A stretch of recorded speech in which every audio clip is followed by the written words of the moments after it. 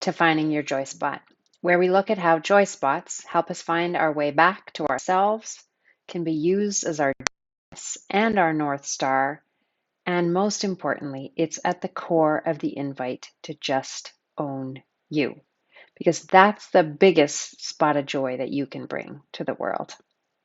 I'm your host, Leona Devin, and today we're diving deep into something that's been on my mind lately. I have been searching, getting a little bit more specific about why I'm here and who I'm meant to serve. I've been redesigning my websites, creating a speaker profile, and all the fun stuff or not so fun stuff that makes me think, what is my purpose? Here's what keeps rising to the top. While I absolutely love working with women, I have this very specific soft spot for women. I created something called the Lioness Project. Perhaps I've mentioned it before, where I survey women to find out what's holding them back. Where are they playing small, perhaps silencing themselves or softening their edges? And what I'm realizing is that we do also water, and we know water impacts women differently. Here's the thing, and I'm including myself in this. We tend to hedge as women. We play small, we people please in ways that show up differently than they do for men.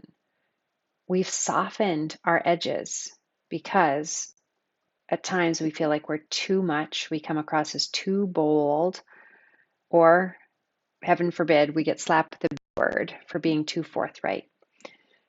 Now, think about this for a second. Safety is experienced differently for men than it is for women. Subtly so. For thousands of years, men have been the providers of safety for women, so they have their own thing around safety. But for women, we relied on them for safety, and we also had to keep our children safe. So it can really impact how we perceive, because it can literally strike that danger part in the brain. From an evolutionary standpoint, while our brains have grown and become more strategic and thoughtful, that danger avoiding part, it hasn't changed much. We're still incredibly cautious, and we're still on high alert for safety. We are constantly scanning to avoid danger. That ancient part of our brain has been seeking safety since the beginning of time, and it hasn't evolved with their functioning. It still whispers, or maybe that with people for you, you won't be protected.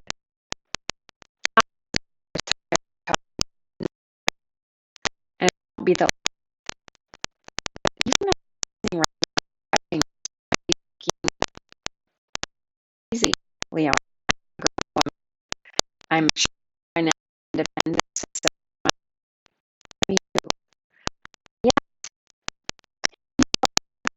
look at her not still saying um, the lion fight for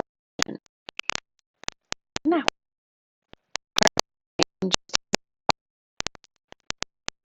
Here's the big issue. Aware of it, showing up and being. It keeps us from the ultimate joy in our lives, which is where we just own exactly who we are and the gifts we're here to bring.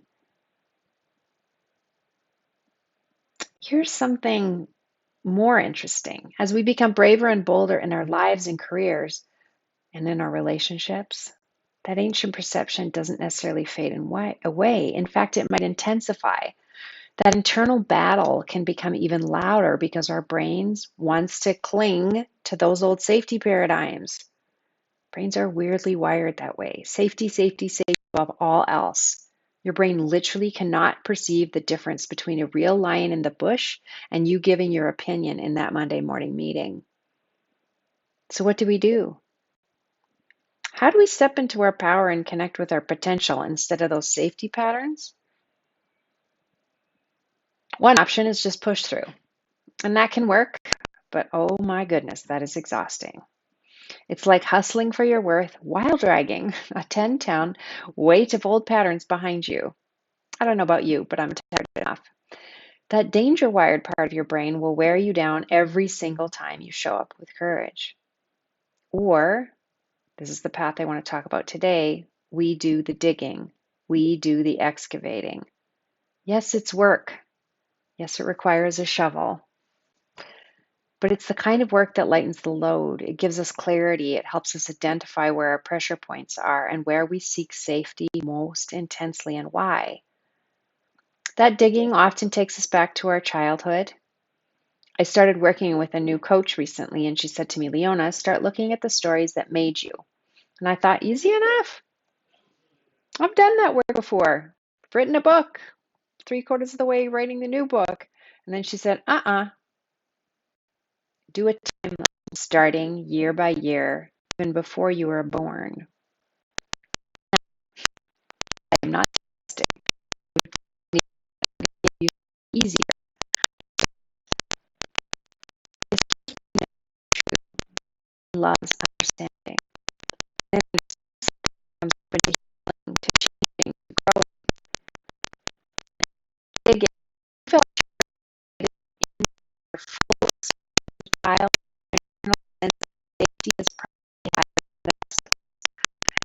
What? Also, higher. Experience a childhood where every part of us was welcome with open arms. Sometimes it was just an offhand comment or even a caregiver's facial expression where we felt like we were too much or not enough, and that marks us like a lion scratch, a scar that reminds us, watch out. You might be thinking, Leona, I don't have time for this kind of digging. It would never end. And trust me, I feel you on that.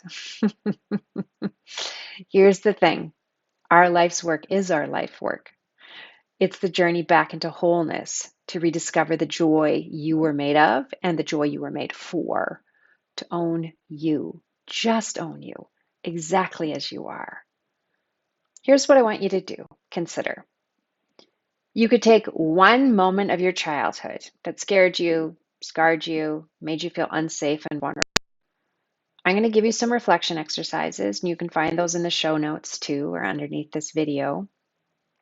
You could take one a day, you could take one a week, or do them in one sitting with a few strong coffees. Go at whatever pace feels right for you. So here we go. First, pick a situation, and how did that situation impact you? Try stream of consciousness writing. Just for 2 or 5 minutes without stopping, let it pour out. Then, what has that situation imprinted on you? How does it impact you now? Go back to that situation and be with your younger self. Offer some comfort and empathy. Try writing from their voice. Let them tell you how afraid, sad, or devastated they were. Don't try to fix anything, just listen and comfort. Then think, how has the moment shaped you? And follow up with a compassionate note part of you acknowledging the pain. What did you learn from that pattern? What strategies did you do to develop again? You learned to create, got distracted, maybe become defensive, people please. That's how we heal, acceptance. Remind them that they don't need to do this to keep you small anymore. You've got this now. Your grown-up self can handle the brave moves ahead. And finally ask how that younger part wants to be honored. Maybe they want to play, draw, go for a walk, to eat their favorite snack. It might sound unusual, but it's one thing to dig and it's another thing to integrate. This approach is based on decades of research from internal family systems. I'll put a link in the show notes if you want to dive deeper.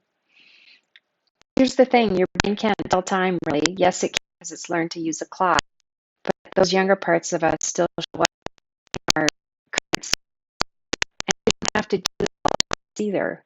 But you do deserve to feel safe in your fullness, to use your voice, your power, and your joy. And the digging is about cultivating the soil of our hearts and our lives to make room for something to grow, and that's you and your truth. And when one has the courage to do that, there's a spot of joy in those courageous acts. And that courage is contagious. And that joy shared is always joy squared. Because when you own you bravely, boldly, and with compassion, you make it safer for the rest of us to do the same. And that's the kind of world I want to build.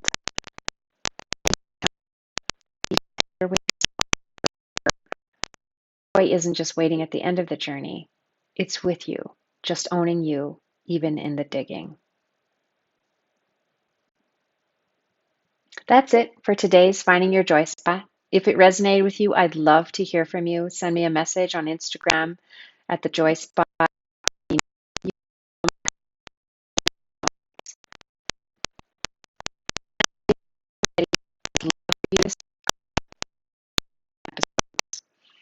I'm building a community of brave souls who are ready to find their joy spots and to just own them as beautifully and exquisitely as they are.